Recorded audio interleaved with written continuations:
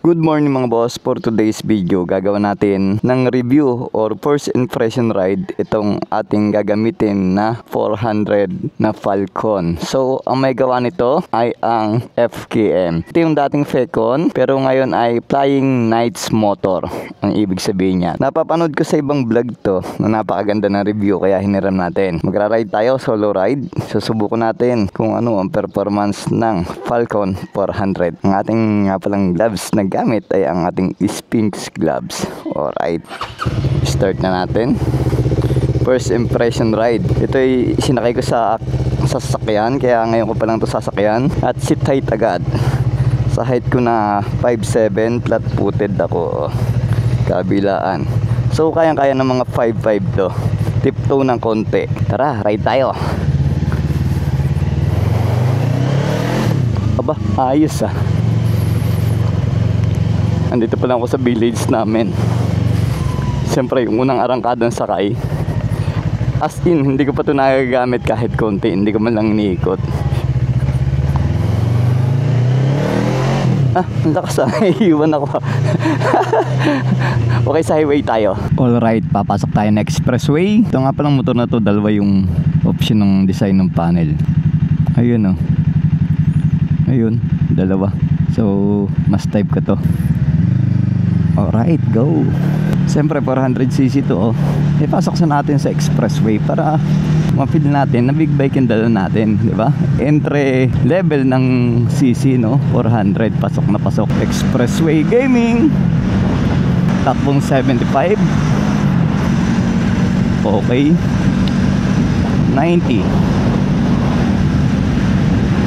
Naka-6 na ako mga boss kasi hindi naman ako mabirit. Pag naalaman ko na nakabelo na yung makina is dumadagdag na ako ng cambio. Depende sa mode ng kalsada no, at saka sa ride. Siyempre pwede mong i-berit, pwede namang hindi. So nag-iisa lang naman ako at gusto ko mas efficient yung ating fuel consumption no. Bagong sakay ko dito sa motor na to, Falcon 400. Tapos bago nga pala yung camera ko. Ayan kung makikita nyo. Diba?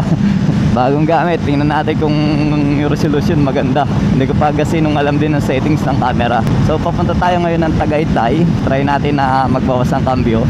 Hinta, ibuelo natin. Tapos ibibirit natin ng kaunti kung may lakas talaga.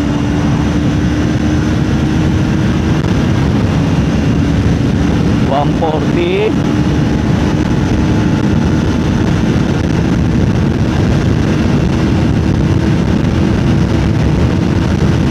Kahon 160 ito, pero meron pang ibubukas. Tingin ko aabot ng 170. Pasensya na kayo dahil sinubukan ko lang saglit no. Yung naramdaman ko medyo minimal lang yung vibration no sa top speed niya sa sagad. Kaya ako sinusubukan tong FKM na to mga boss dahil gusto kong bumili ng unit sa kanila. Susubukan natin lahat ng mga demo unit nila para magkaroon tayo ng idea. Napakaganda 'di ba ng gray na color. Ayan. Yung suspension niya mga boss, dumaan ako sa humps dito, minsan may ganoon. Ayos. Kasi pag dumadaan ako sa humps, hindi tumatalbog yung pit ko eh. Unlike sa ibang motor, talagang pag mga lower cc, takaldag yung pit mo pagdating sa humps. Pero ito, ayos, suabe. Feel mo yung pagiging big bike niya. Ang sarap niyang gamitin dito sa expressway, ang gaan. Yan yung mga boss oh. Tumatakbo ko na 100 pero siniswerve ko lang. Ang ganya, masarap gamitin, nakakaliw. Sa halagang 208,000, meron ka ng big bike na ganito. Napakasarap gamitin. So suabe na, sulit na yun sa 200,000. Isipin nyo, meron mga 150cc lang na nagkakalaga na 185. Samantalang ito, almost 20,000 na lang ang idadagdag nyo. Meron na kayong big bike na pwedeng pang araw-araw, pwedeng pasok sa expressway pag nagmamadali, diba? Lalo na for example, galing ka ng Manila tapos dito ka sa Laguna, Cavite, sulit ka na, di ba? Hindi ka na mata-traffic kasi hindi ka na magsi-service road, dadaan ka na sa expressway. Option mo na rin yun kung magsi-service road ka, tapos may option ka rin kung mag-expressway ka. Alam niyo mga boss, ang kauna-una kong motor ay China made din naman eh. Yun yung Dai no, yung Lifan na 110 na wave. So tumagal sa akin ng 10 taon yun bago ako nagpalit, kasi inawitan na ng katrabaho ko na bibilhin niya yun yung first time kong dumating sa Baguio City, tapos nakamotor pa ako. Parang ang sarap ng pakiramdam, di ba? Hindi mo makakalimutan yung mga ganong memorabilia yung memory ng buhay mo na pumunta ka na Baguio City, first time mo, tapos first time mo rin na sakay sa motor. Ang pagkakaalam ko kasi yung Lifan, nag-merge na yun ng isang brand ng China rin, no? Hindi ko lang malaman kung anong brand yon, pero alam ko nag-merge sila at still na existing pa rin yung brand na yun hanggang ngayon.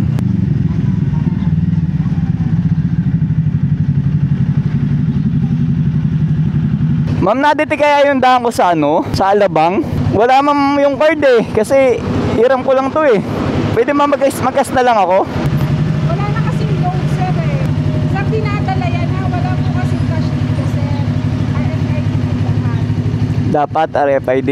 So anong gagawin natin? Alabang po ako pumasok. Alabang. Load po kayo isang daan, sir. Ilo-load ko?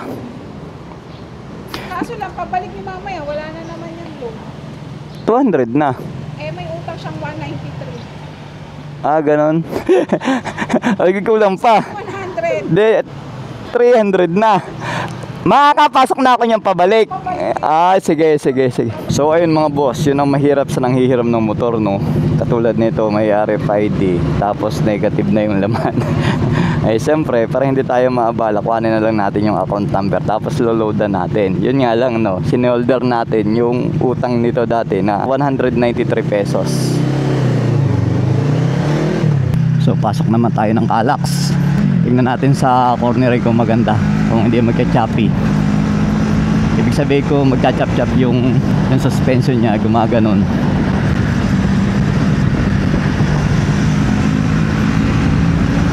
Ayos naman wala naman ako nararamdaman.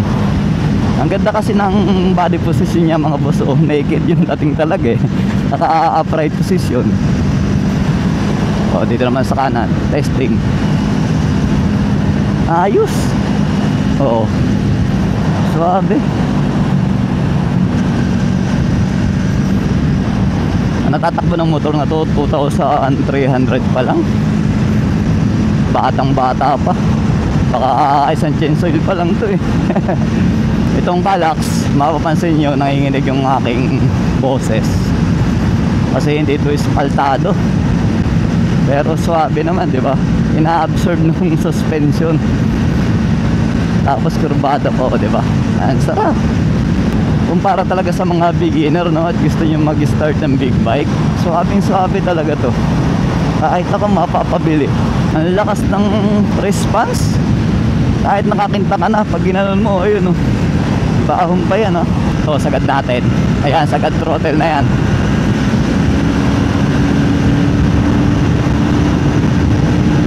Lakas. Hindi ko kaya yung bilis. Talaga pumapalo ibinalik ko sa linyador Exit tayo ng Santa Rosa. Tapos itong pababa na to, medyo bengkeng to ayun huwag kayong mahihilo. Target fixation lang, hindi kayo mag-overshoot dito kahit mabilis. Ayan alright.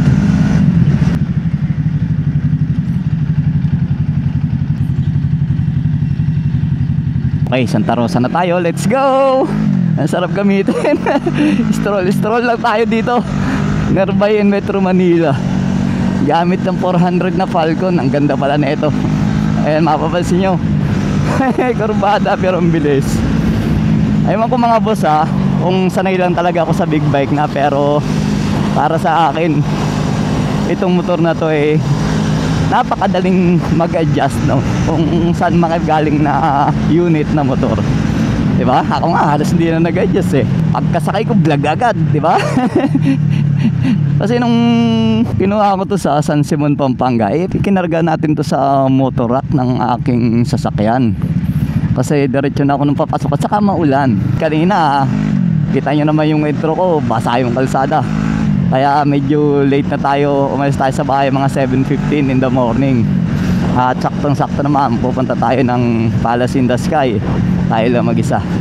Enjoy na natin yung ride natin kahit solo ride lang tayo. Itong motor na to ay walang quick shifter at I think wala ding traction control, pero equipped na to ng ABS at saka double disc brake na sa harapan. Tapos the rest manual na. Hanggang lang niya.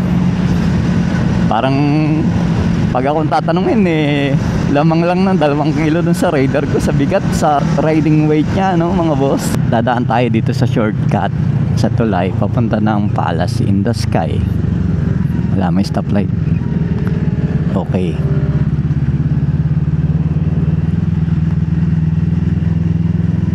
Pasok tayo rito. Wala, magandang view. Ba't ganun yung daan dun? Parang hagdan. Napaangat yung pet ko Aba, iba na ang rema rito. Tumatagos na sa jersey ko. Dati nadadaanan namin to, putol-putol bang semento rito Ngayon, dire-diretso na. Bypass road to, papunta yung Talisay, diba? Nauuga yung pantog ko, naihihina ako. Ayan pupunta tayo doon sa Tagaytay. So sana may fog pa tayong maabutan kahit medyo tanghali na. Siguro mga 8 na ngayon. Kasi ang biyahe from Las Piñas hanggang rito mga 1 oras kalahati. Katamtama na yun Turn left tayo dito, turn left. Mga pababa na yung mga riders mga big bikers. Tayo naman pakyat pa lang. Pero ang dami nila. Oh, grabe.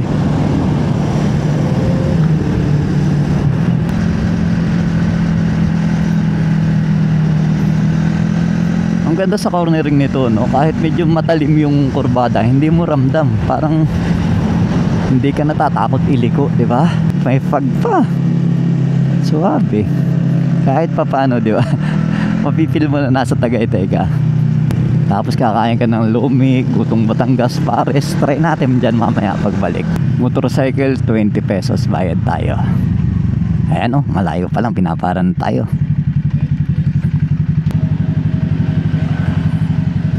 Thanks.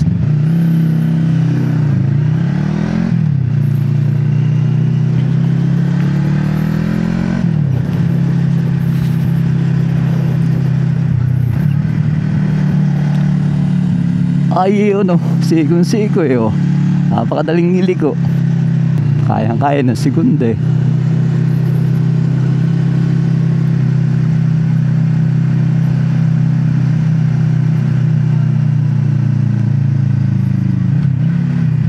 Andito na tayo sa People's Park. Bawal kasing umakit doon ang motor. Ngayon, kung aakit tayo doon, mapapansin nyo katulad nila, naglalakad. Hindi naman natin mabablog.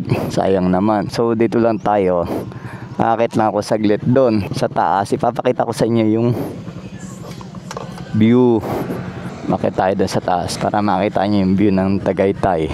Titingnan natin kung baka makikita natin kung saan tinapon ng mga missing sabongeros dito. Ayan labo kasi gawa ng fog.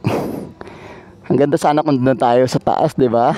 Ang sarap pag muni-muni dito, no? Lalo na pag umaga. Nakikita nyo yung fog, di ba? Yung zero visibility, yun yung mas malamig So dito sa babang to, ito papuntang Casili Road na to Taal na to Taal. Banda rito yata yung Laguna. Ayan napakaganda, di ba? So tapos na tayo dito, hanap naman tayo ng mga kainan na sinasabi kong Gotong Batangas. Kasi ang Tagaytay, pagbaba mo dyan, puro Batangas na Kaya tara, hanap tayo. So ayan, bubuhayin natin tong motor na to. Meron na to kasing kasama na camera. Alright, ayan yung camera built-in na siya. Tapos built-in na rin yung remote niya. Buhayin natin sa pamamagitan ng 3 pindot. Sabi ng FKM 1, 2, 3. Ay, di ba? Buhay. Galing. 208,000 tapos may camera ka na. Safe na, recorded na yung pagra-ride at syempre may remote ka pa. So, pababa na tayo. Hahanap tayo ng mga kakainan. Grabe, sarap. Sarap ng klima. At syempre given na yung magandang tanawin dahil bundok, di ba? Tatabi tayo dito. Alright, dito tayo kukuha ng thumbnail para sa motor na to. Alright, ayan oh, napakaganda ng motor na to. Diba? Nasa Tagaytay Highlands pa ang kanyang background ng thumbnail. Pero hindi kalayuan, pupunta tayo dun sa una-unahan at kakain tayo ng Gutong Batangas na nadaanan natin kanina. Ito, tabi tayo, signal.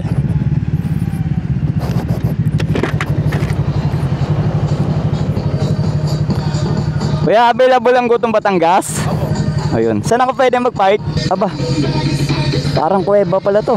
Yung ilaw nga pala nito is namamatay. Ayan oh. May patayan. Patayin natin via remote. Oh, di ba? Wow, pasok pala to eh, pero suabe naman. Sulit. Dahil sabi dito, overlooking. Try nga natin kung overlooking. Uy, sumasayaw-sayaw pa si kuya. Wow. Suabe, okay na ko rito. Tara, let's eat. So ito na dumating ng order natin. Haluin na natin kasi meron na siyang kasamang mga sibuyas, sili. Diba? Tapos isang kanin. Ito yung price niya, Gutong Batangas, 150 pesos. Iba pa yung kanin. Pero, diba, ang laki naman ng mangkok. Tikman natin ang sabaw.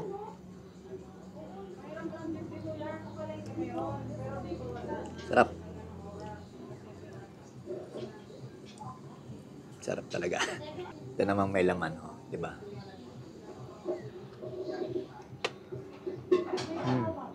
Ang lambot yung laman. Yung laman loob, may ambag. Sarap. Ang laki, parang hindi ko kayang ubusin. Pero okay lang yan. Take out natin pag hindi mauubos. Diba? Let's eat! Okay, checkpoint.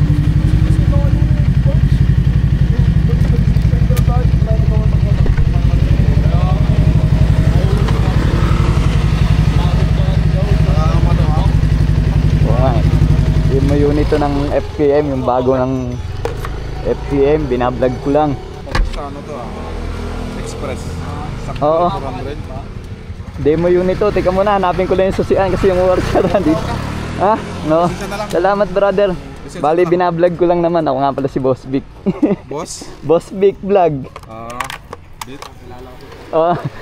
Salamat brother. Andun yung pisang ko. Galing kami sa farm, nakasalubong ko. Hindi pa balik na ako. Salamat brother. 400 to.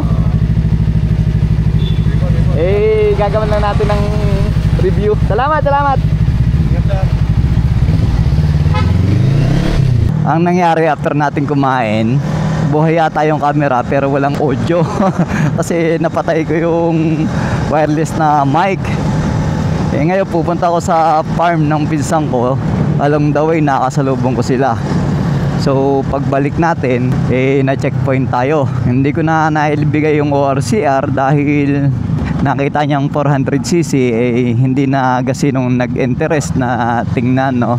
Dahil siyempre, ang big bike naman ay napakababa ng ulat or report na nawawala, no? Missing. Kaya kumbaga katulad nito, nakita nila almost bago pa. Hindi na nila gasinong sinuri itong sa akin na to. At hindi na tinignan yung aking lisensya. Yun ang kagandahan ng big bike. Kasi nga naman sa ngayon 3 years registration naman. Kaya pinagbigyan na ako. Punta na lang tayo dun sa Verona Santras. Ano yun? Subdivision sa sakop na ng Silang. Ito yung sinasabi ko na Santras Verona.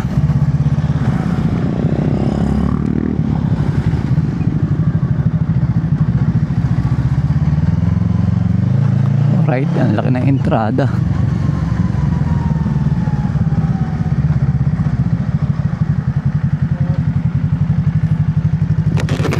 Punta ako kay RJ, yung dumaan pick up na gray, kasama ko. Alright, papasok pa lang ng subdivision na to. Ang haba eh, oh, di ba? Ang ganda.